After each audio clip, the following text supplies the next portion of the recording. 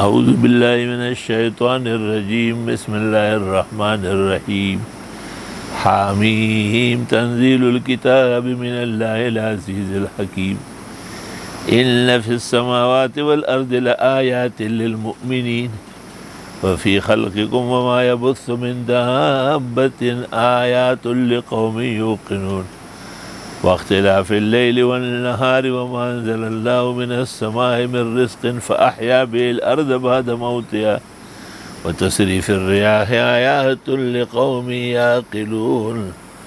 سورہ جاثیہ مکی ہے اور 37 آیات اور 4 رکوع پر مشتمل ہے۔ حامیم سبعہ میں سے یہ چھٹی صورت ہے اور اس کے بعد پھر سورۃ احقاف ہے، وہ بھی حامیم ہے، اور اس سے پہلے دخان، اور اس سے پہلے زخرف، اور اس سے پہلے شورا، اس سے پہلے سجدہ، اس سے پہلے مومن، اور ان کی تفصیلات بھی اپنے اپنی جگہ پر آ گئی ہے۔ چونکہ ایک خالص مخلص مومن کی ضرورت ہے جن کے عقائد اور نظریات اور پھر اعتقادی اور عملی زندگی شک شبہ سے پاک صاف ہو۔ ایسے مومن کی تفصیل اور اس کی ضرورت اور اس کے تعارف کو سورہ حامیم مومن میں بیان فرمایا، جس سے ابلیس یک سر خالی تھا اور اس کو شبہ اور شک لے ڈوبا۔ پھر اس کے بعد ضرورت پیش آتی ہے کہ آیا کس طریقے سے آدمی ایسا مومن بنے گا؟ تو العبادۃ المخلصہ، جس کا رکن اعظم ہے السجدہ للہ جل وعلا، تو سورہ حامیم السجدہ آ گئی۔ پھر یہ کہ ملائکہ اتنی بڑی جماعت ہے اور ان کو کوئی شک نہیں ہوا، اور ابلیس لعین کو شک ہو گیا اور اس نے آدم کے سجدے سے انکار کیا، خدا کو بھی ناراض کیا۔ سورۃ شورا، وَأَمْرُهُمْ شُورَىٰ بَيْنَهُمْ، نیک لوگ ہمیشہ نیکی کے کاموں میں اکٹھے ہوتے ہیں تو نیکی کے کاموں میں ایک دوسرے سے آگے بڑھتے ہیں۔ پھر یہ کہ ابلیس کے بارے میں آیا ہے کہ آسمان و زمین میں ایک سوئی رکھنے کی جگہ نہیں مگر ابلیس نے وہاں پر عبادت کی ہے، سجدہ کیا ہے۔ جواب، یہ سب ملبسات ہے، زخرف، حامیم زخرف، یہ خالص ملبسات، دکھلاوا تھا، ریاکاری تھی۔ عبادت تو خدا تعالیٰ کا قرب دلاتی ہے، عبادت تو خدا تعالیٰ کی رضا پیدا کرتی ہے۔ یا تو بہت پیدا ہو گیا اور سرکشی و بغاوت بڑھی تو پتہ چل گیا کہ وہ عبادت ہی نہ تھی۔ تو اب ایسا شخص جو ایمان میں بھی کامل ہو، جس کی عبادت بھی خالص مخلص ہو، سجدہ بھی پاک صاف ہو، معاملات میں اس کے دین کے مطابق ہو، اور وہ ہر طرح کے ریاکاری سے پاک صاف ہو، ایسا شخص کیسے کہاں ملے گا؟ جواب سورہ دخان میں۔ سورہ دخان میں اللہ نے قرآن کے معجزات ذکر کیے، کامل و اکمل بندوں کی علامات بتائی، ناقص الخیال اور ناقص الرائے کو مسترد فرمایا۔ اور پھر یہ کہ صرف یہ بات نہیں کہ قرآن کریم نے ایک مومن مخلص کو متعین کیا، اس کے عبادات کے طریقے بیان فرمائے اور اس کے آداب زندگی بتائے، وَأَمْرُهُمْ شُورَىٰ بَيْنَهُمْ، اور ان کو ہر طرح دکھلاوے، ریاکاری و ملمسازی سے بچایا، بلکہ قرآن کریم نے یہ بات بھی سمجھائی کہ اگر آپ اس پر نہ رہے تو پھر آپ کی زندگی بھی تباہ ہو جائے گی، آپ جہاں آباد ہے وہ آبادی بھی غیر آبادی میں بدل جائے گی۔ آباد اللہ علیہم الخضراء، پیرانے پیر ایک جگہ کہتے ہیں جو لوگ بدعت کرے اور اس کو دین سمجھے، اللہ ان کی آبادی کو کھنڈرات کرے، اللہ ان کی عزت کو جلدی ذلت میں بدل لے، کیونکہ وہ دین کے بہت بڑے دشمن ہیں۔ تو سورۃ جاثیہ کے اندر اس کا بیان ہے کہ ایسے لوگ یقیناً کامیاب نہیں ہوں گے اور ان کو سخت سزا ملے گی۔ اور پھر یہ کہ ایسے لوگوں کے آبادیاں، شہر چہل پہل، وہ بھی عنقریب کھنڈرات ہو جائیں گے۔ گئے گزرے قصے ہو جائیں گے، اس کے بعد والی حامیم احقاف۔ حامیم تنزیل الکتاب من اللہ العزیز الحکیم، اللہ تعالیٰ ہی تمام خوشیوں کے دینے والے ہیں، یعنی حافل المسرت والفرح اور مزیل الہم والغم عن العباد والبلاد۔ وہ کیسے ہوگا؟ تنزیل الکتاب من اللہ العزیز الحکیم، نازل ہو چکی ہے یہ کتاب اللہ کی طرف سے جو بہت بڑے غالب اور حکمت ساز ہے۔ تو ظاہر ہے قرآن کی بھی صفت ہے وَإِنَّهُ لَكِتَابٌ عَزِيزٌ، تو وہی صفات قرآن مجید کی بھی اللہ تعالیٰ نے بیان فرمائی ہے۔ اس میں اشارہ فرمایا ہے عبد مومن اور سجدہ مخلصہ کے لیے، ان فی السماوات والارض لآیات للمومنین، بے شک آسمان و زمین میں نشانیاں ہیں مومنوں کے لیے، حامی مومن۔ وفی خلقکم وما یبث من دابہ، اور تمہارے پیدا کرنے میں اور وہ جو پھیلایا ہے اس نے زندہ سر، ذی روح ذی جان، پنجپیر مولانا کے ترجمے میں ہے زندہ سر۔ آیات لقوم یوقنون، یہ نشانیاں ہیں ان لوگوں کے لیے جو یقین کرتے ہیں۔ اس میں سجدہ للہ جل وعلا، العبادۃ المخلصہ للہ وحدہ، واختلاف اللیل والنہار، اور رات اور دن کا اختلاف۔ اللہ پاک نے ایسا عجیب نظام بنایا کہ دیکھو کتنے بڑے دن ہوتے ہیں، پھر یکدم چھوٹے ہونے شروع ہو جاتے ہیں، راتیں بڑھنے لگتی ہیں۔ یہ بھی ایک نظام تکوین کی نیرنگی ہے، اور یہ تلون جو نظام کا ہے یہ قدرت کاملہ الوہیت پر دلالت کر رہی ہے۔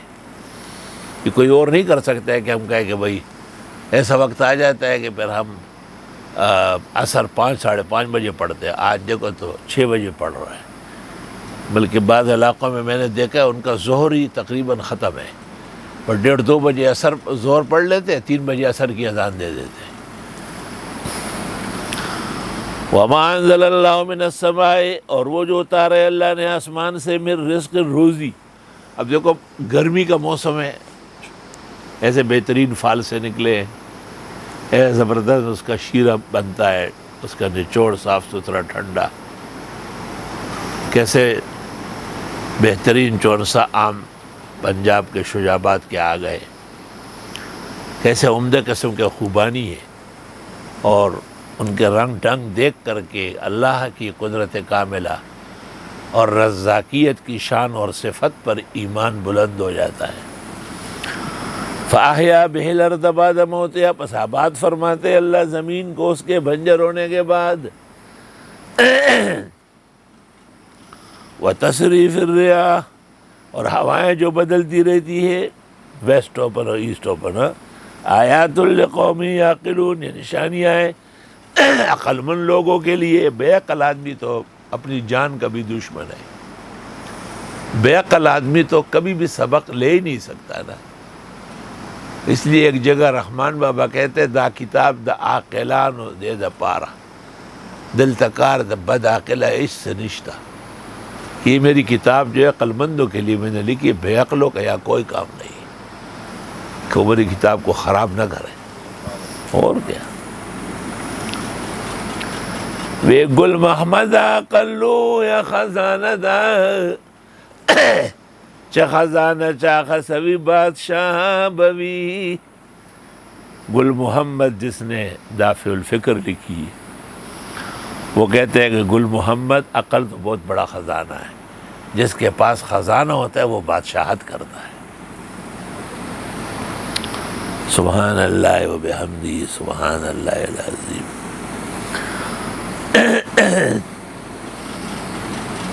ہمارے استاد تھے حضرت مولانا قدرت اللہ صاحب، ہائی اسکول تردیر میں عربی کے شیخ تھے، اور تمام جو عملہ تھا بلکہ پورا علاقہ وہ ان کا شاگرد تھا۔ اللہ تعالیٰ نے مجھے بھی ان سے نسبت اور بیٹک حضرت کی خدمت میں عربی کلاس 9-10 میں پڑھی۔ حضرت الاستاذ مولانا عبدالحنان صاحب کے ساتھ دارالعلوم دیوبند سے فاضل ہوئے تھے. فرمایا کہ امتحان جب ہم دے رہے تھے داخلے کا، تو کہ میں دیہاتی آدمی تھا اور دارالعلوم دیوبند جیسے علماء کو امتحان دے رہا تھا، تو کہ میرا پورا جسم لرز رہا تھا. کہ مجھ سے آگے نمبر میں مولانا عبدالحنان صاحب تھے. کہ انہوں نے جس بہادری اور شجاعت کے ساتھ شیخ الادب مولانا اعجاز علی کو جوابات دیے، تو کہا میری وہ کپ کپی اور گھبراہٹ دور ہو گئی. مضبوط لوگوں کے ساتھ رہو گے تو مضبوط ہو جاؤ گے، کمزور اور نکموں کے ساتھ رہو گے تو وہ کمزوری اور نکمہ پن آنا شروع ہو جائے گا.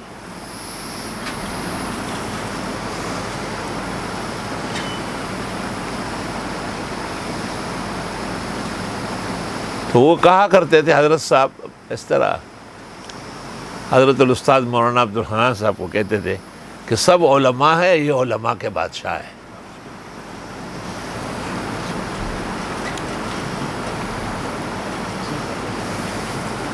چلو بعد میں کر لو نا یہ. اچھا بس ٹھیک ہے، ایسا ہو سکتا ہے، بہت اچھا. تو اس کی وجہ یہ تھی کہ ہمارے جو موجودہ استاد ہیں جن کو صرف بڑی مشکلوں سے ایک ہی بچہ ہے، مولانا عبدالرؤف صاحب شیخ القرآن، مقتدر، مدرس، مناظر، خطیب، واعظ. یہ اسکول میں اسلامیات پڑھاتے تھے، بڑے جوان سالہ تھے اور ینگ مین تھے بالکل.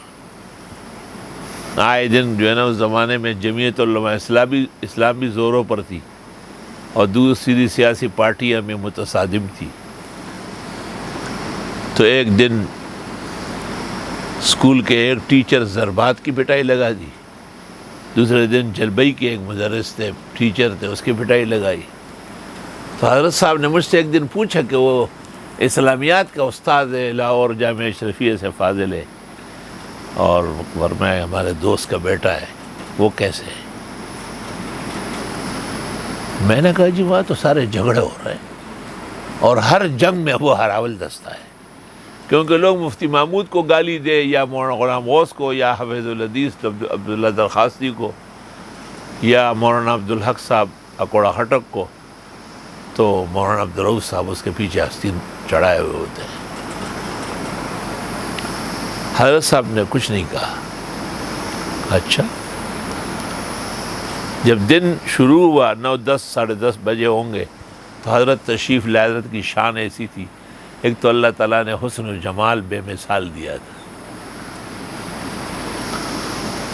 یہاں تک کہ میرے ذہن میں یہ نقشہ بیٹھ گیا تھا کہ عالم جب بھی ہوگا لمبا قد ہوگا، خوبصورت ہوگا. یہاں جب میں کراچی آیا میں نے بڑے ادارے میں دیکھا کہ چھوٹے چھوٹے جو ہے نا کرتے قمیص والے آ کے بیٹھ جاتے ہیں پڑھاتے ہیں.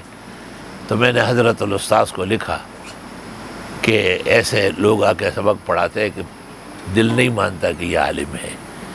تو حضرت نے مجھے جواب میں کہا کہ ان پر آفاق کے سب سے بڑے عالم جن کی خدمت میں ہم نے آپ کو بھیجے، حضرت مولانا محمد یوسف بن نوری نے اعتماد کیا ہے اور ان کو اہل سمجھائے تدریس کے لیے. آپ کو اپنے بزرگوں پر اعتماد، یہ درمیان میں جملے معترضہ بیان کر اس ارشاد کے ساتھ ہی پھر مجھے کبھی بھی اساتذہ سے دوری نہ ہوئی. تو ایسے 10:30، 11 بجے کے قریب جو ہے نا میں نے دیکھا کہ تمام سٹاف جمع ہو گیا اور وہ حضرت تشریف لائے اور سر پر جو ہے زبردست مشہدی لنگی، اس کے بیچ میں عمدہ قسم کا کھلا چمک دمک والا، اور جیسے شان و شوکت کے ان کے کپڑے ہوتے تھے اور لاٹھی ہاتھ میں. اور وہ جو ہیڈ ماسٹر تھا اس کو بلایا تھا، نام لینا ٹھیک نہیں، نام یاد ہے مجھے، اور ان کو کہا یہ جتنے جھگڑے ہو رہے ہیں یہ آپ کروا رہے ہیں، یہ ساری لڑائیاں آپ کی وجہ سے. آپ کس چیز کے ہیڈ ماسٹر ہے کہ ٹیچرز آپس میں لڑ رہا ہے؟ وہ بڑا شریف آدمی تھا ہیڈ ماسٹر صاحب، لیکن بہرحال اس نے معافی مانگی. آپ نے کہا میں ابھی یہاں سے جاتے ہوئے مردان جاتا ہوں اور ملک عبد الملک اور عبدالرؤف کو کہتا ہوں کہ آپ کو ڈسمس کراؤ تعلیم سے، شر پھیلا رہے ہو. تو ہیڈ ماسٹر صاحب نے وعدہ کیا کہ آئندہ نہیں ہوگا، اور استاد محترم مولانا عبدالرؤف صاحب کا درس اسمبلی میں شروع ہو گیا صبح صبح. تو استاد محترم مولانا قدرت اللہ مولانا عبدالرؤوف صاحب کے بھی استاد تھے، وہ دیوبند فاضل. وہ میں آ کے عربی کلاس میں کہتے ماشاء اللہ، میں آپ کو کہتا تھا کہ وہ مولانا عبدالحنان عالموں کے اندر بادشاہ ہے، کہ وہ یہاں سے گزر گیا، تماشا دیکھو اسکول مدرسہ تعلیم القرآن بن گیا. خیر، اس کے بعد میں نے رات کو، چونکہ میں حضرت سے خارج میں اسباق پڑھتا تھا، مغرب کے بعد بھی اکثر استاد محترم مولانا عبدالحنان صاحب کے گھر ہوتا تھا. تو حضرت کے ہاں بڑے موٹے موٹے آدمی تو آ گئے یا نکل رہے تھے. مجھے کہا یہ ایک عبد الملک ہے اور دوسرا عبدالرؤوف خان ہے، یہ پوچھنے آئے تھے کہ کیا کریں ہم، آپ سنائے آج ماسٹر پہ خفا ہو گئے تھے. اور میں نے کہا کہ معاف کر دیا. ایسا زور و شور تھا مولانا کا. ڈائریکٹر تعلیمات مردان کے خود حضرت کے گھر تشریف لائے. تو لقوم یعقلون، یا اللہ، عقل بہت بڑی دولت ہے. اللہ تعالیٰ نے عقل پیدا کی پہلے یا قلم پہلے پیدا کیا، یا بدعتیوں کی روایت کے مطابق نور محمد پہلے پیدا ہوا. روافض کا یہ خیال ہے کہ عقل پہلے پیدا ہوئی، حالانکہ یہ بیہودہ بات ہے. عقل تو عاقل کی ہوتی ہے، عاقل نہیں تھے تو عقل کہاں سے آئی؟ اور ابو داؤد و ترمذی اور سننین کی روایت میں درست طریقے سے آیا ہے کہ اول ما خلق اللہ القلم فقال له اکتب فقال ماذا اکتب، کا اکتب ما کان و ما یکون من صفات اللہ ومن اسمائہ جل وعلا. مزید تفصیلات محقق الاثر امام اہل سنت فخر مفخر دیوبند ترجمان مسلک احناف ہمارے شیخ و مرشد مولانا سرفراز خان کی کتاب طائفہ منصورہ کہ حق پر جماعت کی کیا علامت ہے، اس کتاب میں اس کی تفصیل ملے گی.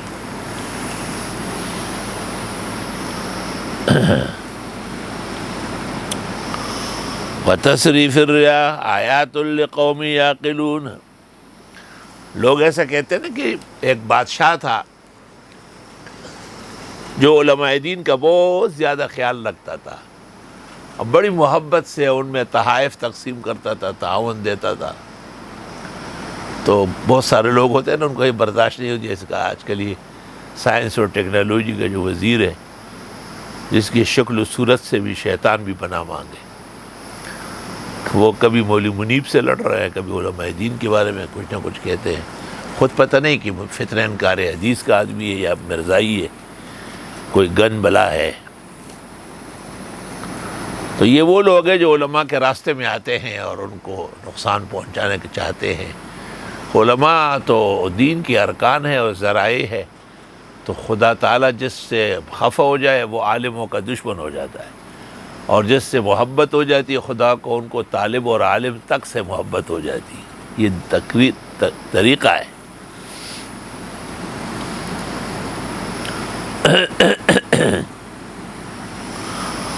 اللہ اکبر و کبیرہ.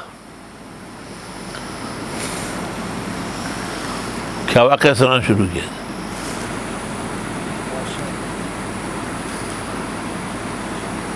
واقعہ کیا شروع ہوا جس کے درمیان تشریح شروع ہو گئی؟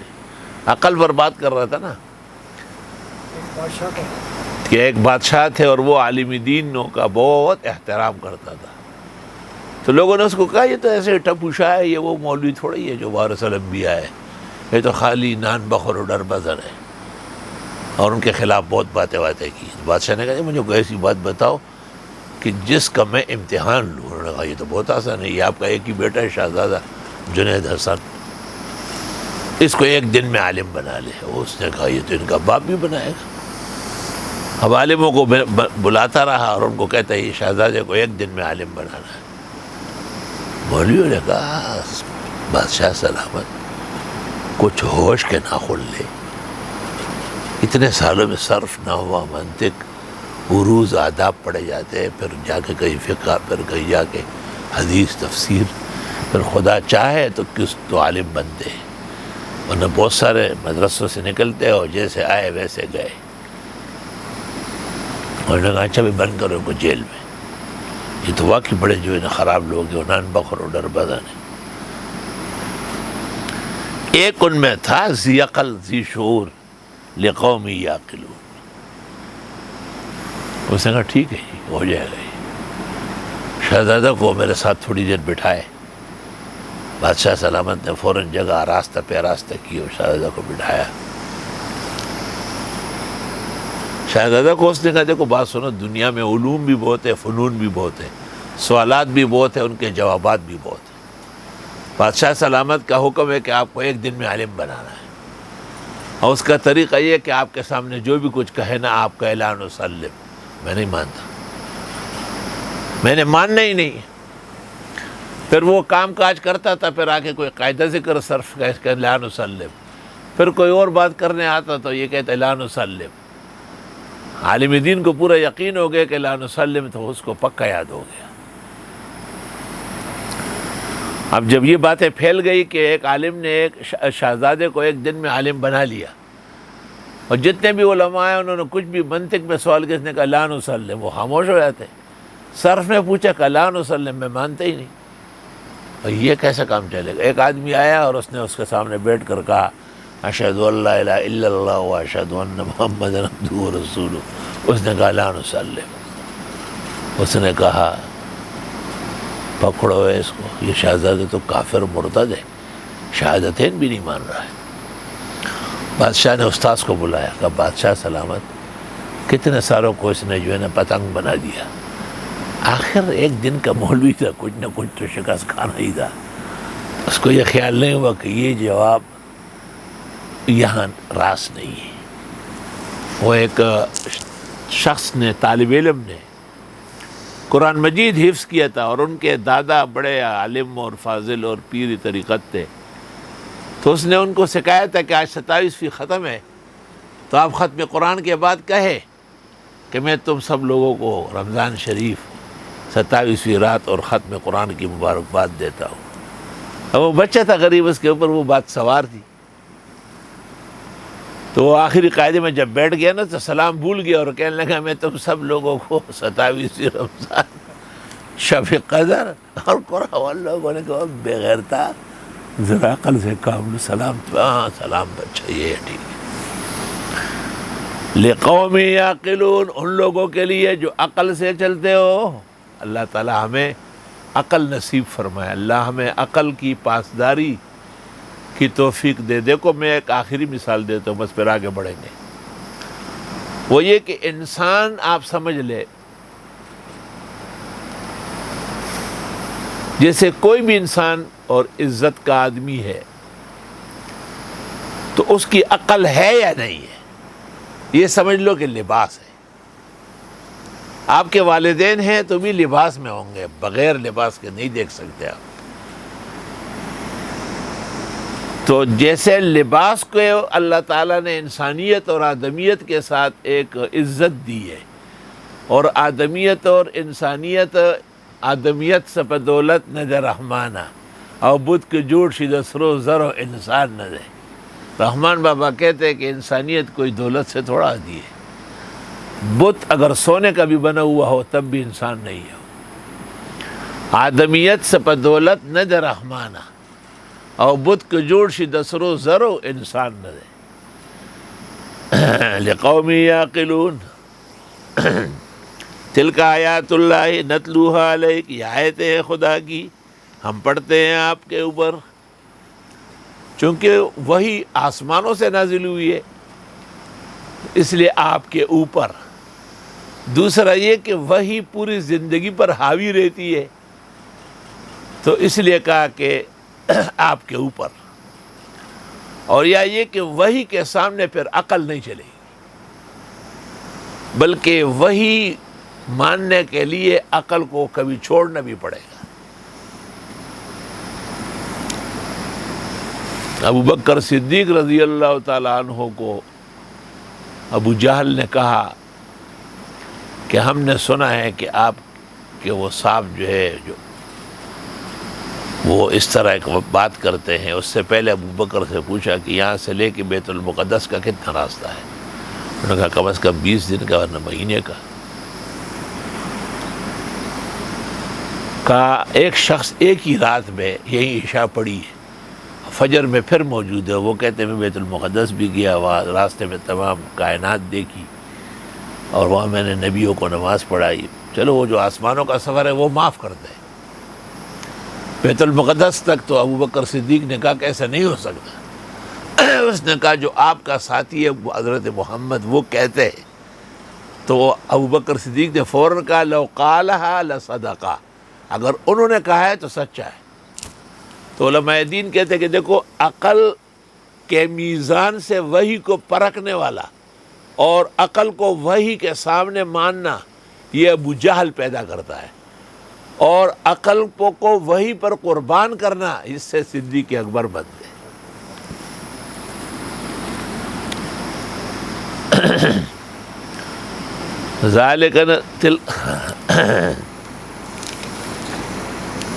ذالک آیات اللہ نتلوہا علیک بالحق، یہ خدائی آیات ہے، مضامین ہم پڑھتے ہیں آپ کے سامنے برحق۔ فبئی حدیث بعد اللہ و آیاتہ یؤمنون، پس کس بات پر خدا تعالیٰ کی قدرتوں کے بعد اور نشانیوں کے بعد یہ ایمان لائیں گے؟ وہی دلائل تو سارے مکمل ہو گئے۔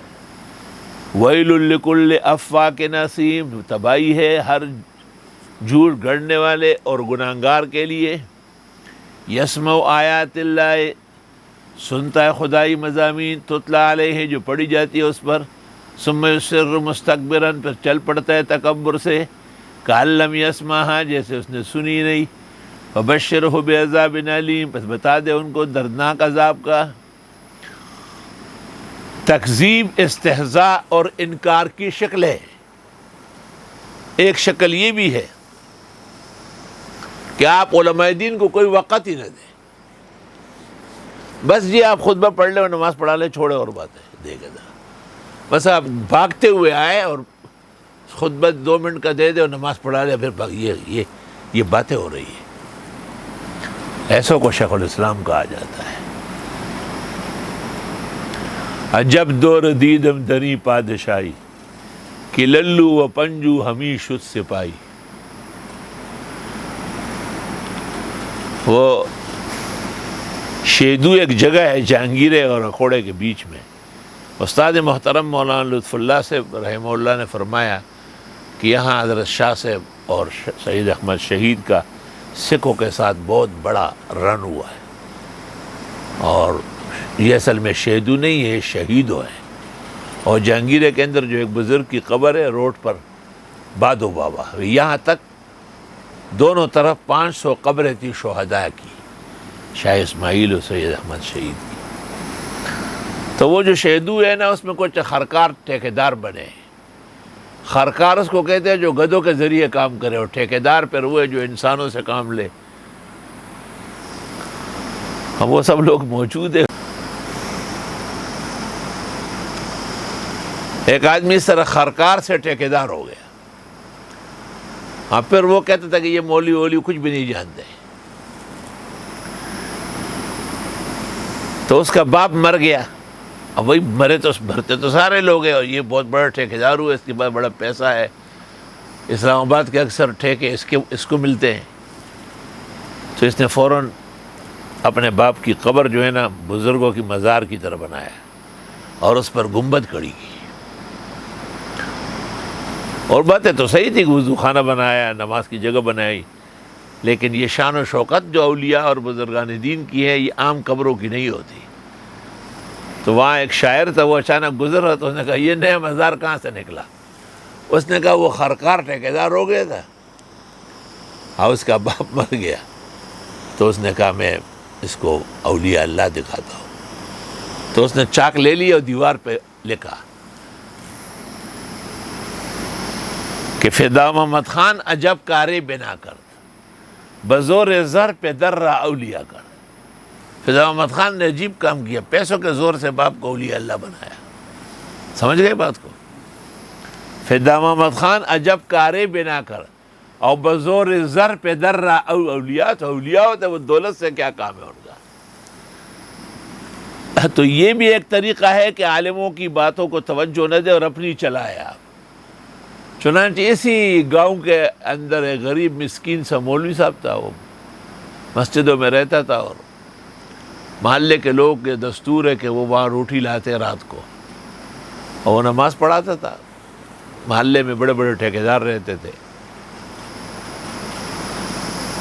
تدفین کے بعد سنت طریقہ ہے کہ کوئی عالم بیان کرے، وہ غریب کہیں بیان کرنے کھڑا ہو گیا ہوگا، تو ٹھیکیدار نے آواز دی، اے مولا بس دعاؤں کا زہ بکواس مہ کوا، ستا بکواس ته موږ نه راغلی، جنازه وشوه بس خبرې مه کوه۔ وہ ٹھیکیدار لوی طاقتور سړی و، خانان خواسته خلک دباوي، دا کار خلک قدرت کو یہ منظور تھا کہ وہ جو عالم دین فوت ہوا تھا، اور وہ توبہ استغفر اللہ، جو وہاں امام تھا، خطیب تھا، وہ بادشاہ گل مولانا سے پڑھا ہوا تھا کوڑا خٹک میں۔ اس زمانے میں بادشاہ گل کا ادارہ جو تھا جامعہ اسلامیہ، وہ عروج پر تھا۔ مفتی احمد الرحمن صاحب بھی وہیں پڑھے ہوئے، ان کے بھائی قاری سعید قاری اور مولانا جتنے تھے عبید الرحمن صاحب، سب وہیں کے پڑھے ہوئے تھے، کیونکہ ان کے والد صدر اعظم جو تھے مولانا عبد الرحمن کامل پوری، وہ وہاں شیخ الحدیث تھے۔ بادشاہ صاحب کی کار آئی اور بادشاہ صاحب نیچے اترے، پوچھا کہ لوگ کہاں ہیں؟ ابھی تو جنازہ ہوا ہے اور اب سب کچھ ختم ہو گیا۔ تو انہوں نے کہا نہیں، وہ مولوی صاحب واز کرتے تھے، لیکن فلاں ٹھیکیدار نے کہا کہ نہیں آپ واز نہ کریں۔ انہوں نے کہا اچھا، اور ٹھیکیدار صاحب کو بلاؤ۔ ٹھیکیدار صاحب کو بلایا، بادشاہ صاحب سمجھ بادشاہ سڑے ہو، اور اس مولوی صاحب کو کہا کھڑے ہو جاؤ واز کرو، فضوری کے نہ لوگا۔ اور بھی باتیں ہیں لیکن مناسب نہیں ہے وہ۔ بادشاہ صاحب کا مطلب یہ تھا کہ میں آپ کو علم اور علماء کا زور دکھانا چاہتا ہوں، وہ یہ کوئی مسکین یتیم تھوڑا ہی ہے، یہ تو اللہ کے دین کے لیے مسجد میں رہتا ہے، اور غریبی اور مسکنت اس نے اختیار کی ہے۔ تو یہ بھی ایک تکبر کی بات ہے کہ باتیں اور علوم ایسا سنو جیسا نہ سنے ہو، سنی کو انسنی کر لو۔ اللہ نے فرمایا ایسوں کو بتا دو کہ میں دردناک عذاب میں ڈالوں گا ان کو۔ وَإِذَا عَلِمَ مِنْ آيَاتِنَا شَيْئًا، اور جب یہ جان بھی لیتا ہے ہماری آیات میں سے کچھ، اتخذها ہزوا، اس کو بنا لیتے ہنسی مذاق۔ اولئک لہم عذاب مہین، ایسے لوگوں کے لیے عذاب ہوگا رسوا کن۔ اب دیکھو نا، کالج کے اسٹوڈنٹس کو اشکالات ہوتے ہیں، اور پرنسپل صاحب کو ہوتے ہیں، لیکچرارز کو ہوتے ہیں، ٹیچرز کو ہوتے ہیں، مختلف شعبوں کے کارفرما۔ میں پوچھتا ہوں کہ یہ جو درجہ اولیٰ سے دور حدیث تخصص تک، ان کو اشکال کیوں نہیں ہو رہا ہے؟ ان کو تو زیادہ اشکال، ان کو تو سب باتیں معلوم ہیں، جو ان کے باپ دادے کو بھی کبھی قریب سے گزری نہیں ہوئی۔ اصل بات یہ ہے کہ وہ اشکال نہیں ہے، وہ عداوت ہے، اور وہ استنکار ہے استبعاد کے رنگ میں۔ اور چونکہ یہ طالب علم خالص مخلص اللہ کے دین کا پرزہ بن چکا ہے، یہ تو فمن شرح اللہ صدرہ للاسلام، یہ تو اللہ نے اس کا سینہ کھولا ہے، فہو علی نور من ربی، اور یہ ہمیشہ کے لیے نور ہی نور پر رہے گا۔ اور وہ تو تنگ و تاریک سینہ ہے اور اندھیرا مچا ہوا ہے۔ اس کا یہ مطلب نہیں ہے کہ ہم سوال پر خفا ہوتے ہیں یا اشکال پر، ہم خود سوالات جوابات کے انعقاد کرتے ہیں، بلکہ ہم یہ کہتے ہیں کہ دیکھو، سوال کی دو قسمیں ہیں، ایک کو کہتے ہیں تطلب، معلومات حاصل کرنے کے لیے، اور ایک کو کہتے ہیں تعنت، چھیڑخانی کرنا۔ اب آپ مسئلہ کچھ بیان کریں گے، پھر آپ سے اچانک تقدیر کی باتیں پوچھنا شروع کر دے گا۔ بھائی تقدیر پر مولانا اشرف علی نے کتاب لکھی ہے، تقدیر کیا ہے، وہ آپ نے مطالعہ کیا جو مجھ سے پوچھ رہے ہیں۔ تقدیر کا مسئلہ آپ کو کہاں سے معلوم ہوا کہ یہ آپ کو یہ پتہ ہے کہ تقدیر مباحث یقینی قطعیہ میں سے نہیں ہے، مجمل ایمان لانا کافی ہے۔ اولئک لہم عذاب مہین من ورائہم جہنم، ان کے آگے دوزخ ہے، ولا یغنی عنہم ما کسبوا شیئا، کچھ کام نہیں آئے گا جو انہوں نے کمایا۔ یہ کمانے اور دولت پر ہی تو فخر تھا نا، اسی سے دماغ خراب ہوا ہے۔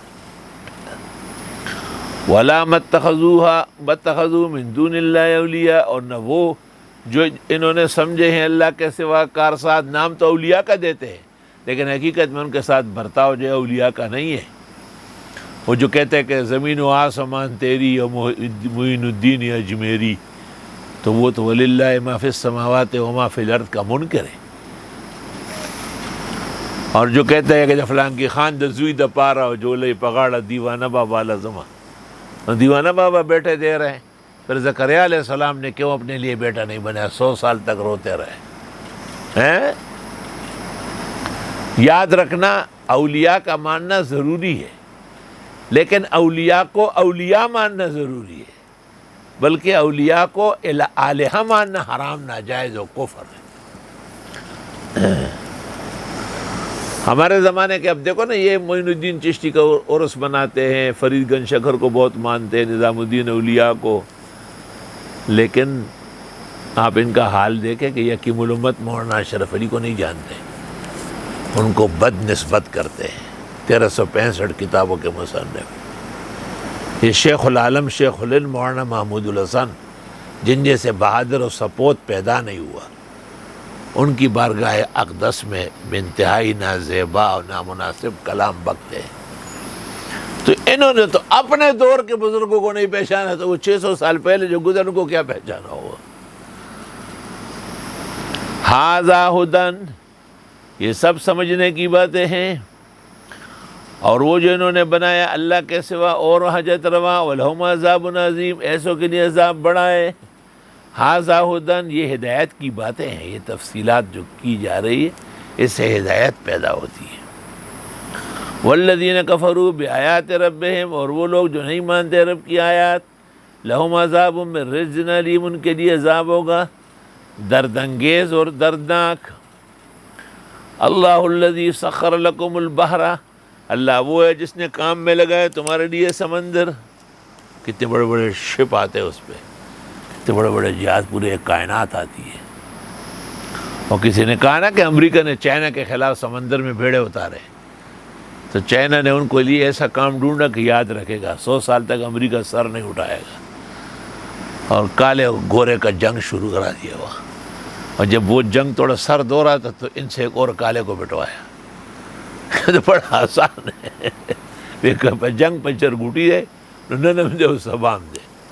چرگوٹے پش میں تو میں کہتے ہیں چوزے کو، تو وہ چوزا کہیں گم ہو گیا تھا، تو پڑوسن نے کہا یہ آپ لوگوں نے چرایا. لڑائی ہو گئی. پھر چند دن بعد ایک اور چوزا ان کا کسی نے چھپایا، پھر جنگ شروع ہو گیا. تو پھر لیلی استاد نے کہا کہ جنگ پہ چرگوٹی دے ننم دے سبام دے، ہر روز یہ لڑائی ہو سکتی ہے.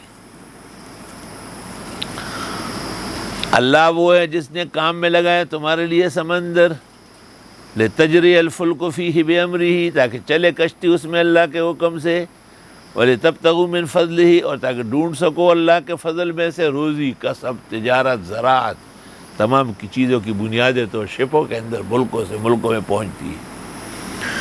وَلَعَلَّكُمْ تَشْكُرُونَ، تمہیں شکر کرنا چاہیے. جس طرح سمندر جتنے بھی بڑا ہے اور جتنے بھی کڑوا ہے لیکن کام بڑا نکلتا ہے اس سے، اس طریقے سے اللہ نے بڑے بڑے علماء کرام سے بھی بڑا کام لیا ہے. وَسَخَّرَ لَكُم مَّا فِي السَّمَاوَاتِ وَمَا فِي الْأَرْضِ، اور کام میں لگایا تمہارے لیے جو کچھ آسمان میں ہے جو کچھ زمین میں، جَمِيعًا مِّنْهُ، سب کچھ اللہ کا ہے. بعض لوگ کہتے ہیں کہ جی ہر چیز تو ہمارے لیے فائدے میں نہیں ہے، جیسے سانپ نہیں ہے، بچھو نہیں ہے، اژدہا نہیں ہے، بلا نہیں. جواب نہیں، وہ بھی کسی نہ کسی طریقے سے ہے. سانپوں میں ایک سانپ ہے، اس کے سر میں ایک یاقوت کی طرح ایک نقطہ ہے جس کو یہ لوگ زہر مورا کہتے ہیں، اور وہ استعمال کرنے کے بعد کوئی زہر دنیا کا اثر نہیں کرتا. اور یہ مختلف زہر کو اکٹھے کر کے اسی سے ایٹم بم اور ہائیڈروجن بم بنے. تو بم یا ٹیکنالوجی یا ایٹمز اچھے لوگوں کے خلاف استعمال کرنا تو جرم ہے، لیکن جو سزا کے لائق ہے ان کے خلاف استعمال کرنا تو ہے نہیں جہاد ہے.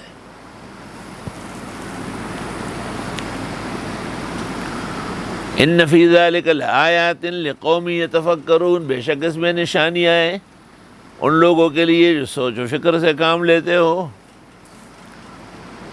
کچھ جگہ تو مل گئی.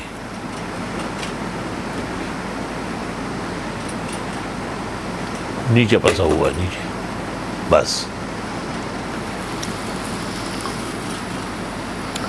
قل للذین آمنوا، آپ فرمائیے ان لوگوں سے جو ایمان والے ہیں، یغفروا للذین لا یرجون ایام اللہ، درگزر کرے ان لوگوں سے جو مانتے نہیں ہیں خدا کے احسانات کے دن. اصل میں مضامین قرآن اور مقالات آیات بینات سن کر سمجھ کر آدمی کا غیظ و غضب بڑھتا ہے. تو حق تعالیٰ نے کہا نہیں، بس حدود میں رہو، حدود میں رہو. اے تبلیغ والے، فلاں امریکہ کا صدر بغیر ایمان کا چلا گیا، ہم سے پوچھا جائے گا بولا للو پلو. تو یہ قدری اور جبری بنا ہوا ہے. جس کا خاتمہ کفر پر ہے، حال میں اس کا خاتمہ کفر پر ہوگا. آزر کو ابراہیم علیہ السلام نے ہدایت دلا دی، نوح علیہ السلام نے اپنے بیٹے کنعان کو مسلمان کیا. کیسی باتیں کرتے ہیں؟ ہمارا فرض ہے شرق اور غرب کو آگاہ کرنا محمدی تعلیمات سے، ختم نبوت سے اور قرآن کی تعلیمات سے، لیکن کسی کے انجام و عاقبت ہمارے ہاتھ میں نہیں ہے. تو یہ رونا دھونا ایسے یہ نا مکاروں کا طریقہ ہے، نہ سمجھو کا.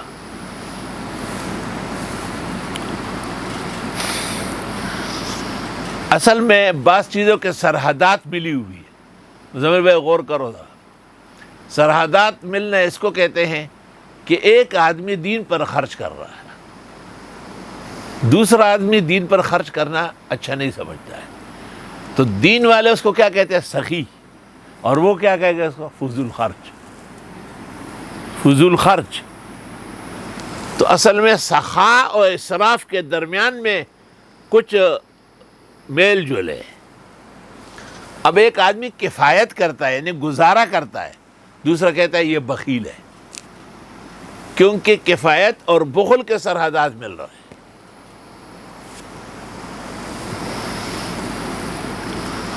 علماء نے علم کلام کی جو طویل و عریض داستانیں اور کتابیں لکھی ہے، ان میں اس قسم کے فروق واضح فرمائے. آپ تو دیکھو، میں آپ کو ایک بات بتاؤں، تبلیغ والے یا اس قسم کے صوفیاء جو لوگوں کے غم اور فکر کرتے ہیں، ان میں جبر اور قدر آ گیا، جبریہ و قدریہ، جہالت کی وجہ سے. اور علماء کہتے ہیں بھائی جو خدا نے کرنا ہے سو وہی ہوگا.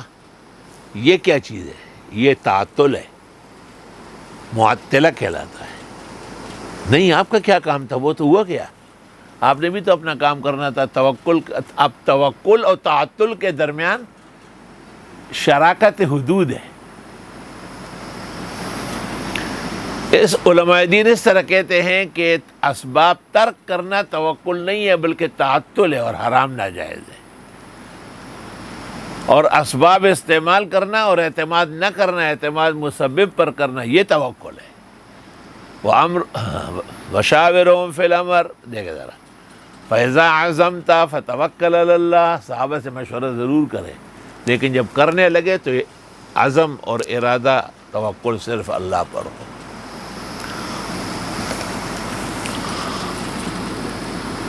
تو پوچھے پہ خبر ہے.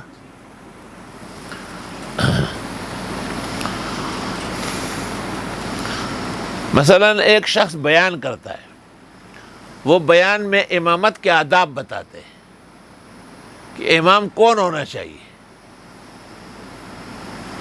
درمیان میں یہ بھی بیان کر سکتا ہے کہ رکوع سجود کرنے والا ہو تو کرسی پر بیٹھ کر کیوں پڑھا رہا ہے.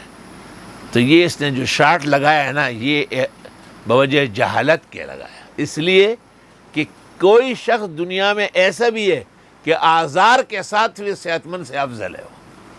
صحت مند 50 ہو، تشر بات انگڑوں کا دوان دی. تو اس کا جواب علمی اور فقہی طور پر دینا پڑے گا. اسی طرح ایک شخص بیان کرتا ہے اوقات کے ساتھ امامت اور امام کی ضروریات اور ان کی قراءات، تو اس سے ایک بات پیدا ہو گئی. ایک بات یہ پیدا ہو گئی ہے کہ آخر یہ امام، یہ محتمم، یہ خطیب، یہ شیخ الحدیث، یہ کھاتے کہاں سے؟ یہ کیوں پیدا ہوا؟ یہ اس لیے کہ بیان میں عدل نہیں ہے، اور بیان میں تھوڑی سی بد زبانی اور عداوت ہے۔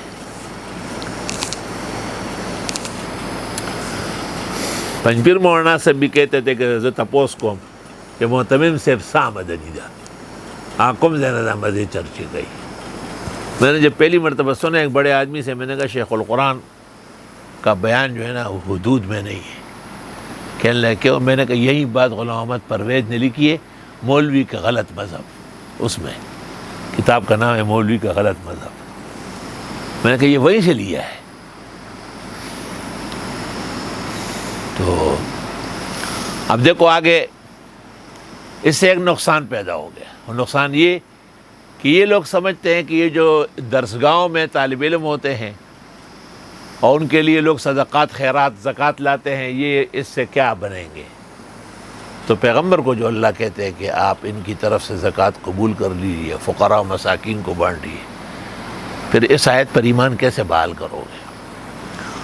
اور پھر یہ کہ جی لوگ لاتے ہیں، بکرے لا رہے ہیں، مینڈے لا رہے ہیں، گائے لا رہے ہیں، وہ کھایا جاتا ہے۔ بخاری شریف میں ہے، ام المومنین عائشہ صدیقہ فرماتی ہے کہ ہمارے قریب میں انصار رہتے تھے، انصار مدینہ، اور ان کے ہاں بھیڑ بکریوں کے ریوڑ تھے، وہ کبھی کبھی کٹوا کے ہمیں گوشت دیتے تھے اور اکثر دودھ بیچتے تھے۔ میں طالب علم سے کہتا ہوں یہ دیکھو پورا نظام اس کے مطابق چل رہا ہے۔ دیکھ ہر چیز پر میری نظر رہتی ہے کہ اس بات کا نقصان کیوں ہو رہا ہے۔ نقصان اس لیے ہو رہا ہے کہ یہ بات علم سے نہیں کہی گئی، بلکہ اس میں تھوڑی تعدی، جس کو آپ زیادتی کہتے ہیں، جہالت اور دشمنی شامل ہے۔ مثلا انگریز نے صفایا کر دیا، بادشاہی مسجد سے طلباء کو نکالا، شاہجہانی مسجد سے نکالا، بھئی ان کا روٹی سالن بند کر دے، وظیفہ خود ہی طالب علم چلے جائیں گے، کہاں رہیں گے؟ تو بڑی بڑی درسگاہیں رک گئی اور بہت نقصان پیش، آج کل نقصان ہو رہا ہے بہت۔ داخلوں کا وقت ہے، سبق کا وقت ہے، لیکن کرونا اور وباء الہی نے ایسے پریشان کیا ہے۔ ہم حکومت کی کسی چیز سے خوف زدہ نہیں، خواہ حکومت کے ساتھ لڑ بڑھنا بھی کوئی ضروری نہیں ہے، لیکن ہم ماحول کو بھی دیکھیں گے۔ تو بعض جگہ علماء دین کی خدمت میں طالب علم بیٹھے رہتے تھے، مدرسے تو نہیں ہے، نہ لنگر ہے، نہ باورچی ہے، نہ کچھ بھی نہیں ہے۔ تو انور شاہ افریدی نے کہا کہ مولانا صاحب ان طالب علموں کا کھانا جو ہے نا وہ میں بھیجوں گا، لیکن کھانا پکے گا 12 بجے یا 11 بجے، میں تو نہیں ہوں گا، ان میں سے کوئی جا سکتا ہے؟ اور مولانا صاحب نے کہا طالب علم چلے جائیں گے۔ کہا ایک روٹیاں پکڑنے کے لیے جایا، دوسرا سالن لینے کے لیے۔ اس کے بعد احمد نے کہا کہ کل آج رات شام کو اسی طرح ہمارے گھر سے لائے۔ اسی طرح لوگوں نے تعاون باہمی تقسیم کی، طالب علم مسجدوں میں جم گئے، استادوں سے پڑھنے لگے، اور نہ باورچی خانے کی ضرورت، نہ آگ جلانے کی، نہ خریدنے بیچنے کی، گھروں سے کھانا تیار ہوتا ہے۔ اور بھئی 10 روٹیاں پکتی ہے، 2 طالب علم کو دے دو، 1 دے دو، آدھی دے دو، کنڈ زوئے ہوئے سخو بویا۔ تو درسگاہ برقرار رہی۔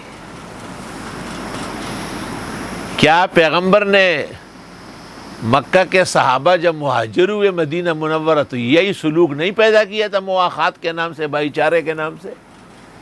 اور وہ تو ان کے گھروں اور جائیدادوں تک میں رہنے لگے تھے، کیونکہ استاد بہت بڑا تھا اور مربی اور تربیت کرنے والا وہی سے آراستہ پیراستہ تھا۔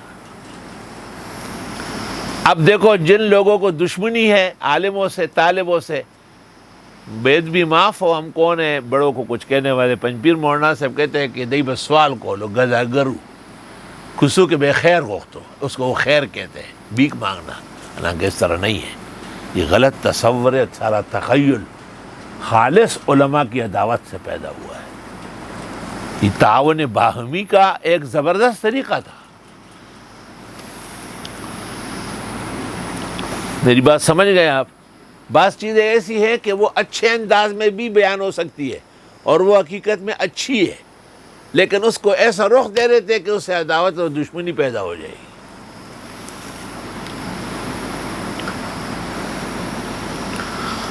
قل للذین آمنوا، آپ فرمائیے ان لوگوں سے جو ایمان والے ہیں، یغفروا للذین، معاف کرے ان لوگوں کو، لا یرجون ایام اللہ، جو توقع نہیں کرتے ہیں اللہ کے خوشی اور مسرت کے دنوں کی، لیجزی قوما، تاکہ سزا دے ایسے لوگوں کو، بما کانوا یکسبون، بسبب ان کے کسب کرنے کے۔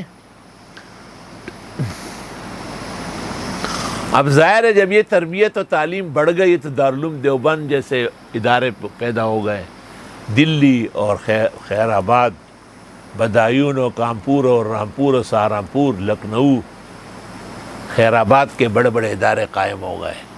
اسی کے نتیجے میں اللہ نے ہم جیسے طالب علموں کو، جن کا صف علماء میں کوئی شمار ہی نہیں ہے، خالص عوامی طرز کا، اللہ اسی کو قبول فرمائے۔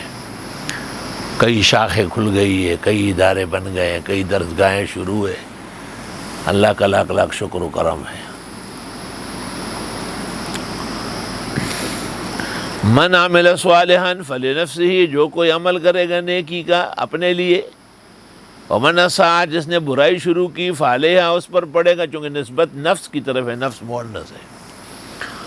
ثم الی ربکم ترجعون، پھر رب کی طرف لوٹائے جاؤ گے۔ وَلَقَدْ آتَيْنَا بَنِي اسرائیل الکتاب، اور ہم دے چکے تھے بنی اسرائیل کو کتاب، والحکم، اور قوت فیصلہ، والنبوہ، اور پیغمبری۔ دیکھو علم کے ساتھ بنیاد علم کی کیا ہے؟ کتاب و سنت۔ لیکن کتاب و سنت خود تو آگے نہیں بڑھے گی، آپ کو آگے بڑھنا ہے۔ ہمارے ہاں یہ دستور ہے کہ کہیں قتل و غارت ہو گئی تو پھر اس کو صلح کرنے میں، اور جس نے قتل و غارت کیا ہے ان کو کہتے ہیں کہ آپ اپنی بہن، اپنی بیٹی، اپنی کوئی عزیزہ ان کے آدمیوں کو دیں۔ تو ایک موقع پہ ایسا میرے والد صاحب نے دریافت کیا کہ استاد محترم مولانا لطف اللہ کو کہا کہ آپ اس پورے علاقے کے بڑے عالم ہیں، آپ یہ وضاحت کریں کہ یہ فیصلہ قرآن و سنت کے مطابق ہے۔ آپ نے کہا قرآن و سنت کے مطابق نہیں، یہ صرف خیالی اور عرفی غلبہ ماننا ہے۔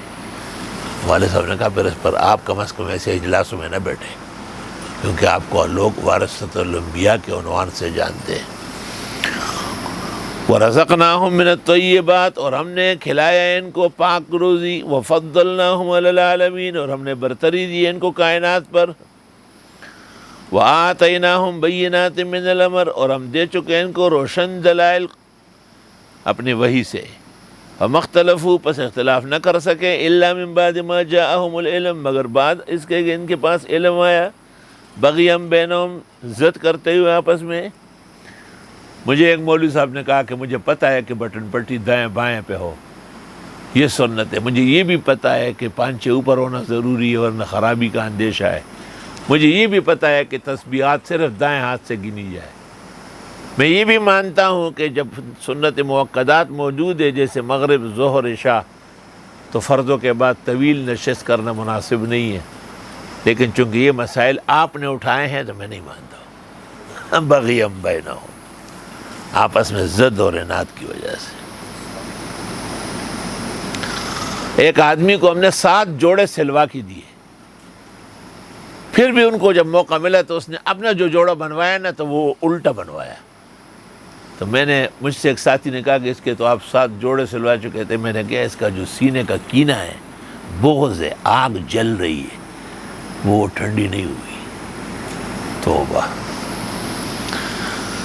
ان ربک یقضی بینہم یوم القیامہ، بے شک تیرا رب فیصلہ کرے گا ان کے درمیان قیامت کے دن، فیما کانوا فی یختلفون، جس میں یہ ناحق اختلاف کرتے تھے، ثم جعلناک علی شریعۃ من الامر، پھر ہم نے بھیج دیا آپ کو ایک طاقتور شریعت کے مطابق، فاتبعھا، آپ اس کا اتباع کریں، ہم اور آپ شریعت کے پابند ہیں، اللہ ہمیشہ پابند رکھے۔ وَلَا تَتَّبِعْ أَهْوَاءَ الَّذِينَ لَا يَعْلَمُونَ، اور پرواہ نہ کرے خواہشات کی ان لوگوں کی جو علم نہیں رکھتے، إِنَّهُمْ لَن يُغْنُوا عَنْكَ مِنَ اللَّهِ شَيْئًا، یہ کچھ بھی کام نہیں آئیں گے آپ کو اللہ کے مقابلے میں، وَإِنَّ الظَّالِمِينَ بَعْضُهُمْ أَوْلِيَاءُ بَعْضٍ، ظالم آپس میں ایک ہے، وَاللَّهُ وَلِيُّ الْمُتَّقِينَ، لیکن اللہ سہارا ہے، حاجت روا ہے، مشکل کشا ہے، کارساز ہے اللہ سے ڈرنے والوں کا۔ ھذا بصائر للناس، یہ آنکھیں کھولنے والی دلائل لوگوں کے لیے، وہدن اور ہدایت کی پونجی ہے، ورحمتن اور رحمتوں کا پیغام ہے، لقوم یوقنون یقین کرنے والے لوگوں کے لیے۔ ام حسب الذین اجترحوا السیئات، کیا گمان کرتے وہ لوگ جنہوں نے کمائے ہیں گناہ، اجترح یجترح جرح سے ہے، آدمی جب کسب کرتا ہے نا تو پھر یہ نہیں دیکھتا ہے کہ وہ کہاں جا رہا ہے، توبہ استغفر اللہ۔ آپ زمینوں کے کھدائی کرنے والے دیکھیں، آپ مزدوری کرنے والے دیکھیں، آپ بینکرز کو دیکھیں، سود محض کو، عالمی منڈی کو، سودی نظام کو، ناحق مضاربہ اور مشارکہ اور کفالہ اور مرابحہ اور تولیہ کے عنوانات دینا، اور خود بدلتے نہیں قرآن کو بدل دیتے ہیں، اور کس قدر ہوئے فقیان حرم بے توفیق۔ تو ایسے لوگوں کے مقابلے میں اللہ کا سہارا کافی ہے۔ یہ لوگ جب ایک کسب کرتے ہیں تو کسب آسان تو نہیں ہے نا۔ جو ہمارے ایک ساتھی ہے، اب تو پتہ نہیں کیا ہو گیا اس کو، لیکن وہ کبھی کبھی کہتا ہے نہیں صاحب بڑی محنت کرنی پڑتی ہے، سویرے جانا ہوتا ہے، ایسا آسانی سے پیسے اکٹھے نہیں ہو رہے ہیں۔ ان نجعلہم، کہ ہم بنا دیں ان کو، کالذین آمنوا، مانند ایمان والوں کے، وعملوا الصالحات، اور عمل کیے نیک، سواء ایک جیسے، محیاہم و مماتہم، ان کا جینا اور مرنا، ساء ما یحکمون، کتنا برا ہے جو یہ فیصلے کرتے ہیں۔ ایک شخص جو ناحق کرتا ہے، گناہوں کا ارتکاب کرتا ہے، اور وہ جو ہر حق کا اتباع کرتا ہے اور ہر گناہ سے بچنے کے لیے ایڈی چوٹ، دونوں کو آپ ایک سمجھتے ہیں، اتنا ظلم۔ وَخَلَقَ اللَّهُ السَّمَاوَاتِ وَالْأَرْضَ بِالْحَقِّ، اور پیدا کی اللہ نے آسمان و زمین برحق، وَلِتُجْزَى كُلُّ نَفْسٍ بِمَا كَسَبَتْ، اور تاکہ دیا جائے ہر انسان کو جزائے سزا اس کے کیے کی، وَهُمْ لَا يُظْلَمُونَ، اور ان کی نیکیاں کم نہیں کی جائے گی۔ أَفَرَأَيْتَ مَنِ اتَّخَذَ إِلَٰهَهُ هَوَاهُ، آپ نے دیکھا اس شخص کو جس نے بنایا ہے معبود اپنے خواہش کو، وَأَضَلَّهُ اللَّهُ عَلَىٰ عِلْمٍ، اور بہکا دیا اللہ نے ان کو علم کے ہوتے ہوئے، وَخَتَمَ عَلَىٰ سَمْعِهِ وَقَلْبِهِ، اور مہر لگائی ان کے کانوں پہ اور دل پر، وَجَعَلَ عَلَىٰ بَصَرِهِ غِشَاوَةً، اور ڈال دیے اس کی آنکھوں پر پردے۔ پہلی مرتبہ جب حضرت استاذ العالم محدث کبیر حضرت مولانا سلیم اللہ خان نے مولانا تقی عثمانی کو بلایا اور ان کو کہا کہ آپ کا بینکی نظام غلط ہے، آپ نے اس کو اسلام کہا ہے اور آپ سے بہت سخت خطائیں ہو گئی، آپ کے خلاف دو ٹوک فتویٰ و تحقیق آ رہی ہے، تیار ہو جاؤ۔ اس میں ان کو ایک تحریر دی کہ یہ گھر جا کے پڑھو، کیونکہ مولانا ان کے بڑے استاذ تھے۔ تو مولانا تقی صاحب نے کہا کہ میں کچھ کہہ سکتا ہوں؟ کہا نہیں کہہ سکتا، کہ اگر کوئی کہے کہ اتنے بڑے عالم ہے، اتنے کتابوں کے مصنف ہے، اتنے عرب و عجم میں جانے پہچانے، تو پھر قرآن کی آیت پڑھے کہ أَفَرَأَيْتَ مَنِ اتَّخَذَ إِلَٰهَهُ هَوَاهُ، آپ نے اس بد نصیب کو دیکھا ہے جس نے اپنے خواہشات کو، یہ ان کی خواہشات تھی، کسی طریقے سے بینکوں پر قبضہ ہو جائے، معبود سمجھا، وَأَضَلَّهُ اللَّهُ عَلَىٰ عِلْمٍ، اور بہکا دیا اس کو علم کے ہوتے ہوئے، وَخَتَمَ عَلَىٰ سَمْعِهِ، مہرے لگائے اس کے کانوں پر، اب وہ سنتے ہی نہیں، وَقَلْبِهِ، اور ان کے دلوں پر سوچتے ہی نہیں، وَجَعَلَ عَلَىٰ بَصَرِهِ غِشَاوَةً، اور ڈال دیے ان کی آنکھوں پر پردے۔ فَمَن يَهْدِيهِ مِن بَعْدِ اللَّهِ، پس کون سمجھائے ان کو اللہ تعالیٰ کے تشریحات کے بعد؟ افلا تذکرون، آئے تم نصیحت نہیں لیتے؟ بات سنو ذرا، ان کا ایک اشکال یہ ہے کہ بینکاری تو بہت آگے بڑھی ہماری اسلامی۔ جواب، جب ہمارے علماء نے بینک کے نظام کو غلط کہا تھا تو ایک بینک تھا دنیا میں، اور آج دنیا میں 365 کے، تو یہ خالی ایڈوائزر ہے۔ تو کیا بینکوں کے بڑھ جانے سے مسئلہ سود جو تھا ہمارے بزرگوں کا غلط ہو گیا؟ اب بھی وہی سود حرام ناجائز ہے، اور پھر کون سی چیز ہے جو بڑی نہیں آگے؟ اس زمانے میں لوگ گھروں میں جا کے ناچ گانا کرتے تھے، اب کھلا وی سی آروں میں، ٹیلی ویژنوں پہ جہان بھر کے مرد اور زن جو ہے نا مل جل کر بغیر حجاب اور پردے کے ڈانس کرتے ہیں. کیا یہ جائز ہو جائے گا؟ یہ جواز کی دلیل ہے. اس قسم کے شبہات کے میں نے 27 جوابات دیے ہیں، اور 27 قسطیں الاحسن میں شائع ہوئی. نام نہاد بینکاری، نام نہاد اسلامی بینکاری، اور پھر وہ 27 کے 27 قسطیں عزیزم ہمایوں مغل احسنی نے اکٹھے کیے، اور اب وہ بک اور بہت بڑا انسائکلوپیڈیا تیار ہو گیا، جس میں اس بات کی وضاحت ہے کہ نہ تو ان کے پاس کوئی اسلامی بینک کے اصول ہے اور نہ فروع ہے. 100 میں 1% بھی یہ احتمال نہیں ہے کہ یہ اسلام کے قریب ہے. دلائل تو بنوری ٹاؤن کے دارالافتاء نے بھی لکھ دیے تھے، ایک بڑی کتاب شائع کی. بزرگوارم مفتی محمد عیسیٰ گورمانی نے بھی لکھا تھا، اور لاہور کے کچھ مولویوں نے بھی ان کو اشارات دیے تھے، تنبیہات کی تھی. لیکن جس تفصیل کے ساتھ الاحسن خصوصی نمبر شائع ہوا ہے وہ اس صدی کا ساز و سامان ہے انشاءاللہ تعالی، اور اس کے بعد کسی بھی بینکرز نے اس کا کوئی جواب نہیں دیا، نہ دے سکیں گے، اور نہ دیں گے. تو ہم حاضر بیٹھے ہیں، ہم موجود ہیں. بنمائی بصواہب نظر گوہر خدرا، عیسیٰ نہ تواں گشت بتصدیق خرے چند. اے ہے ایک دفعہ مجھے کہا گیا کہ آپ نے میری کتابیں پڑھی ہے. میں نے کہا آپ کی 14 کتابیں شائع ہوئی ہے، 14 کے 14 میں نے پڑھی ہے. کہ پھر بھی آپ بینک کے بارے میں ہمیں بہت برا بلا. میں نے کہا میں آپ کو نہیں کہتا، ہر اس شخص کو جو سود کو حلال کہے. تو کہا کتابوں سے فیض نہیں ہوا. میں نے کہا کتابیں تو صحیح لکھی آپ نے، فتح القدیر، بحر، نہر، ایندیا، بزازیہ، عین الہدایہ کی عبارات ہے، لیکن بینک نے اس کو قبول نہیں کیا ہے. اور بینکی نظام اور ہے، اور بیو اور مزاربت و مشارکت اور ہے. دیکھو میری بات سنو، سورۃ احزاب میں ہم نے یہ بات کہی تھی کہ 1400 سالہ اسلامی تاریخ کے تسلسل میں 2 گناہ ایسے ہوئے ہیں جس کا تیسرا نہیں ہے. مرزا غلام احمد قادیانی نے ختم نبوت کی تمام آیات و احادیث مان لی، مگر معنی الٹا کر دیا کہ ختم نبوت کا معنی یہ کہ جو بھی آئے گا وہ آپ کا ہوگا، آپ کی مہر لے کے آئے گا. لے اور حضرت عیسیٰ تشریف لائیں گے، قرب قیامت میں مہدی ظاہر ہوگا. اس نے نزول عیسیٰ اور ظہور مہدی کی تمام روایات مان لی، مگر مصداق کس کو بنایا؟ اپنے آپ کو، کہ وہ عیسیٰ بھی میں ہوں اور وہ مہدی بھی میں ہوں.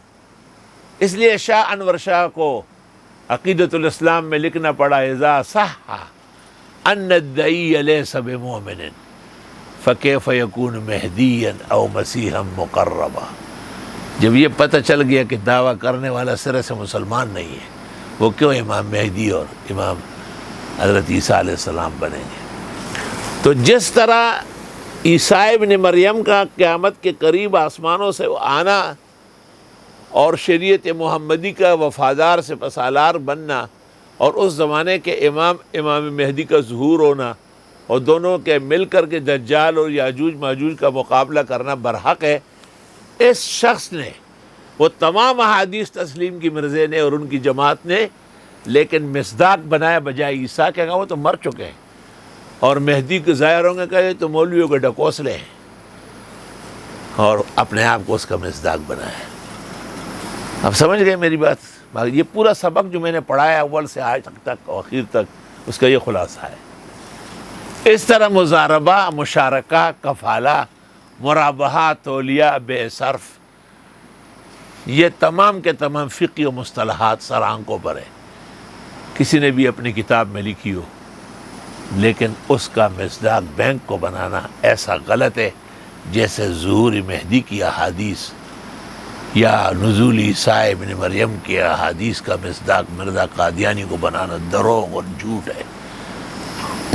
افرأیت من اتخذ الہہ ہوا وأضلہ اللہ علی علم وختم علی سمعہ وقلبہ وجعل علی بصرہ غشاوہ ومن یہدیہ من بعد اللہ فلا تذکرون۔ وقالوا ما ہی الا حیاتنا الدنیا، نہیں ہے زندگی مگر یہی ہے، نموت و نحیا، یہاں ہم مرتے اور جیتے ہیں، یعنی آخرت اور بعث کے منکر۔ وما یہلکنا الا الدہر، ہمیں نہیں ہلاک کرتا ہے مگر زمانہ۔ زمانہ کیا چیز ہے؟ دہر، حدیث میں ہے لا تسب الدہر فإنی اقلب اللیل والنہار وأنا الدہر، ابو داؤد ترمذی۔ تو جو کہتے ہیں زمانہ خراب ہے، علماء دین کہتے ہیں کہ زمانہ اللہ کے اسماء میں سے نہیں ہے، کیونکہ زمانہ زمین سے ہے، زمین کے معنی ہلنے جلنے والا، فالج کو بھی کہتے ہیں، اور لیکن دہر اللہ کے اسماء میں سے ہے۔ آپ نے خود کہا ہے کہ انما انا الدہر، حدیث قدسی ہے۔ اس لیے اس وقت جو لوگ کہتے ہیں نا کہ بھائی، جیسے حریری نے کہا ہے وَلَوْ أَنْصَفَ الدَّهْرُ فِي حُكْمِهِ لَمَا مَلَّكَ الْحُكْمَ أَهْلَ النَّقِيسَ لَبِسْتُ الْخَمِيسَ وَأَبْغِ الْخَبِيسَ وَأَنْشَبْتُ شِسِّي فِي كُلِّ شِيسَ۔ تو اس طرح کے جو دہر استعمال ہوا ہے یہ غالباً مناسب نہیں ہے۔ روح المانی میں لکھا ہے کہ حنفیہ اور شوافی کا اجماع ہے کہ ایسے اللہ کے صفات و اسماء کو نامناسب طریقے سے استعمال کرنا گناہ ہے۔ اس طرح شہنشاہ، مغلیہ اور ہندوستان کے بادشاہان سے بھی یہ گلہ کیا گیا کہ وہ کیوں شہنشاہ اکبر اور شہنشاہ ہمایوں اور شہنشاہ عالمگیر کہلائے۔ شہنشاہ، شاہان شاہ، ملک الملوک وہ صرف اللہ ہے۔ چنانچہ احمد رضا خان نے جب شعر کہا کہ حاجیو آؤ شہنشاہ کا روزہ دیکھو اور کعبہ تو دیکھ چکے، کعبے کا کعبہ دیکھنا، تو ان کو اس زمانے کے علماء و شعراء نے کہا کہ آپ شہنشاہ کا لفظ ہٹا دیں اور آپ کہے کہ حاجیو آؤ میرے شاہ کا روزہ دیکھو۔ لیکن وہ تو پھر اپنے اس پہ نکل آیا کہ 45 علماء پیش کیے جنہوں نے خطبوں میں بادشاہ وقت کو شہنشاہ کہا ہے۔ چلو 45 وہ ہو گئے، 46واں احمد رضا خان ہو گیا، 47واں مولوی امجد علی ہو گیا، 48واں مولوی نعیم الدین مراد آبادی ہو گئے، اور 49واں مولوی سعید کاظمی ہو گیا، اور 50واں شاہ احمد نورانی ہے، حق و باطل کی نشانی۔ لیکن میں یہ پوچھتا ہوں کہ پیغمبر کی حدیث کا کیا جواب ہے جس میں آپ نے کہا ہے کہ تم مخلوق کو شہنشاہ مت کہو، ملک الملوک صرف اللہ رب العالمین ہے؟ تو اس کا جواب بڑا آسان ہے کہ مولوی احمد رضا خان نے بڑا علم حاصل کیا اور فروع فقہ حنفی پر بڑی جامع اور بالغ نظر ہے، لیکن افسوس کہ انہوں نے حدیث استاد سے نہیں پڑھی۔ آج تک بریلوی اینڈ کمپنی نے مولانا احمد رضا خان بریلوی کے حق میں ان کے استاذ حدیث کا ذکر نہیں کیا، نہ کر سکتے ہیں، کیونکہ ان پر سینکڑوں کتابیں لکھی گئی ہے۔ یہاں تک کہ پروفیسر مسعود صاحب نے بھی امام احمد رضا کے اندر تسلیم کیا ہے کہ ان کے استاذ کا کوئی ذکر نہیں ہے، اور ان کے وہ خاص شاگرد اس نے بھی، جن کو احمد رضا خان صاحب ولدی الاعز، پیارے عزیز بیٹے کہتے تھے، انہوں نے بھی اپنے مقام اعلیٰ حضرت میں لکھا ہے کہ اعلیٰ حضرت نے باقاعدہ حدیث نہیں پڑھی۔ یہی حال مولانا مودودی کا ہے، اور یہی حال اسلم جراج پوری کا ہے، عبداللہ بہائی کا ہے، اور یہی حال بقیہ گمراہان اور بے دینوں کا ہے۔ اس سے پتہ چلتا ہے کہ ایک علم کو لگام دینے اور اس کو اعتدال کے حدود میں رکھنے کے لیے یہ ضروری ہے کہ وہ حدیث تفسیر فقہ میں کسی کے باقاعدہ شاگرد ہو۔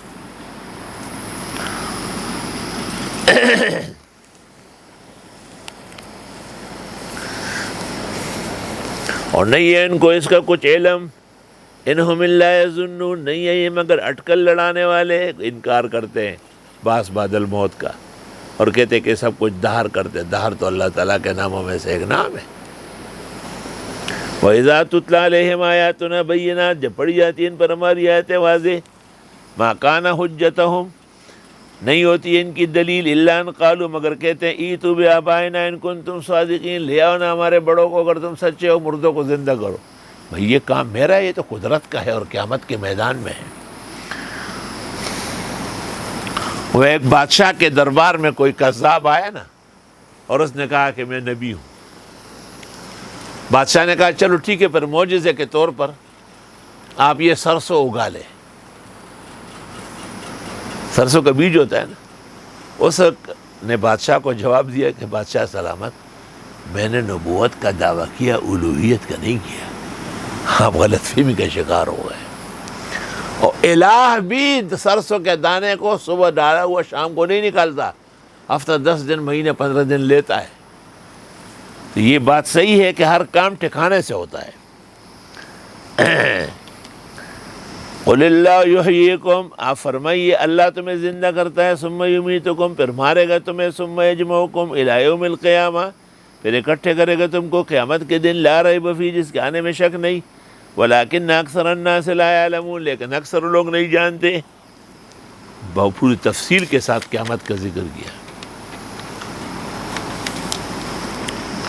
وَلِلَّهِ مُلْكُ السَّمَاوَاتِ وَالْأَرْضِ اور اللہ ہی کا راج ہے آسمان و زمین میں. وَيَوْمَ تَقُومُ السَّاعَةُ يَوْمَئِذٍ يَخْسَرُ الْمُبْطِلُونَ جس دن قیامت قائم ہوگی اس دن بہت گھاٹے میں رہیں گے باطل پرست. وَتَرَىٰ كُلَّ أُمَّةٍ جَاثِيَةً آپ دیکھیں گے ہر امت کو اوندے منہ پڑا ہوا یا گھٹنوں کے بل گرا ہوا. اور كُلُّ أُمَّةٍ تُدْعَىٰ إِلَىٰ كِتَابِهَا ہر ایک کو پکارا جائے گا اپنے نام اعمال کی طرف.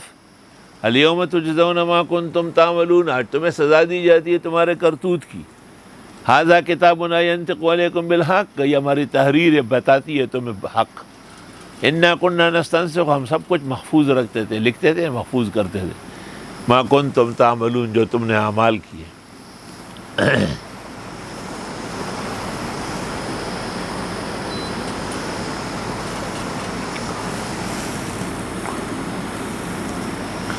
فَأَمَّا الَّذِينَ آمَنُوا پس وہ لوگ جو ایمان لائے, وَعَمِلُوا الصَّالِحَاتِ اور عمل کیے نیک, فَيُدْخِلُهُمْ رَبُّهُمْ فِي رَحْمَتِهِ داخل کرے گا ان کو رب ان کا رحمتوں میں. ذَلِكَ هُوَ الْفَوْزُ الْمُبِينُ یہ کامیابی واضح ہے. وَأَمَّا الَّذِينَ كَفَرُوا اور وہ لوگ جو کافر ہیں, أَفَلَمْ تَكُنْ آيَاتِي تُتْلَىٰ عَلَيْكُمْ کیا میرے مضامین نہ پڑھے جاتے تم کار سامنے, فَاسْتَكْبَرْتُمْ تم تکبر کرتے, وَكُنْتُمْ قَوْمًا مُجْرِمِينَ واقعتاً تم جرائم پیشہ تھے. وَإِذَا قِيلَ إِنَّ وَعْدَ اللَّهِ حَقٌّ اور جب کہا جاتا ہے خدائی وعدہ برحق ہے, وَالسَّاعَةُ لَا رَيْبَ فِيهَا اور قیامت کے آنے میں شک نہیں ہے. قُلْتُمْ مَا نَدْرِي مَا السَّاعَةُ تم کہتے ہو قیامت ہوتی کیا ہے. إِنَّ الظُّنُّ إِلَّا ظَنٌّ یہ تو خیال ہے معاذ اللہ. وَمَا نَحْنُ بِمُسْتَيْقِنِينَ ہمیں کوئی یقین نہیں ہے اس کا.